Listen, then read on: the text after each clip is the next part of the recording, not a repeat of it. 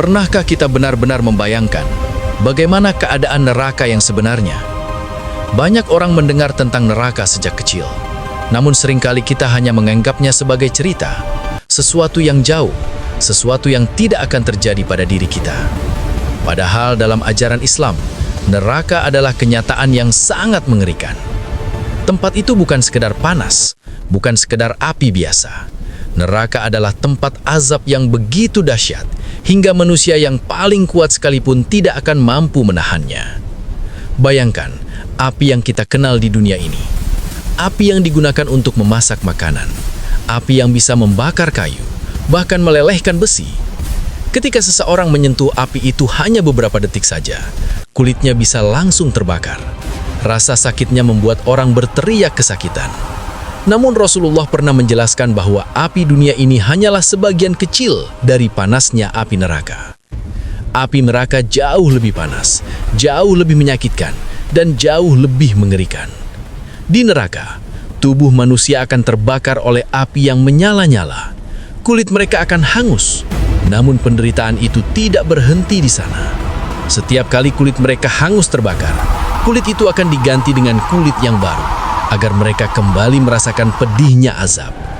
Bayangkan, rasa sakit yang tidak pernah berhenti. Tidak ada jeda, tidak ada istirahat. Setiap detik adalah penderitaan. Selain api yang menyala-nyala, penghuni neraka juga akan merasakan rasa haus yang luar biasa. Haus yang tidak bisa dibayangkan oleh manusia di dunia ini.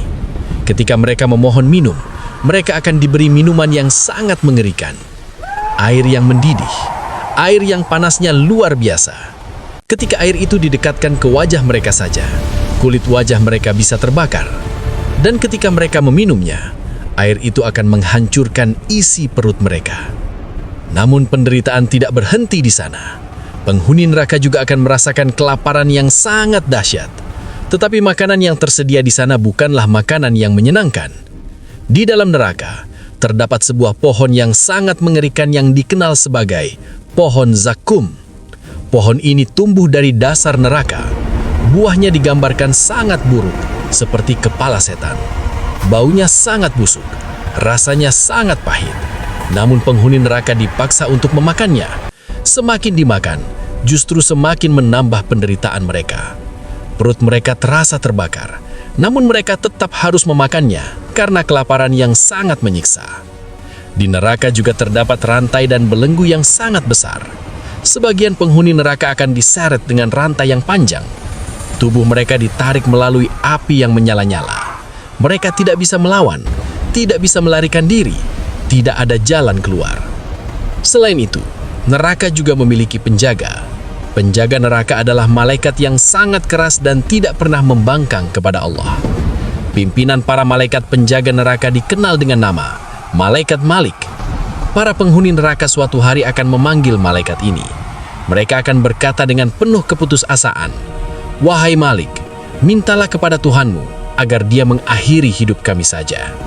Mereka lebih memilih mati daripada terus merasakan azab. Namun jawaban yang mereka dapatkan sangat mengerikan. Mereka akan diberitahu bahwa mereka akan tetap tinggal di neraka. Tidak ada kematian, tidak ada akhir dari azab. Yang lebih menyakitkan lagi adalah penyesalan yang datang tanpa henti. Penghuni neraka akan mengingat kehidupan mereka di dunia. Mereka akan teringat kesempatan yang dulu mereka miliki, saat mereka masih bisa berbuat baik, saat mereka masih bisa bertaubat, saat mereka masih bisa memperbaiki diri. Namun mereka menyia-nyiakan semuanya.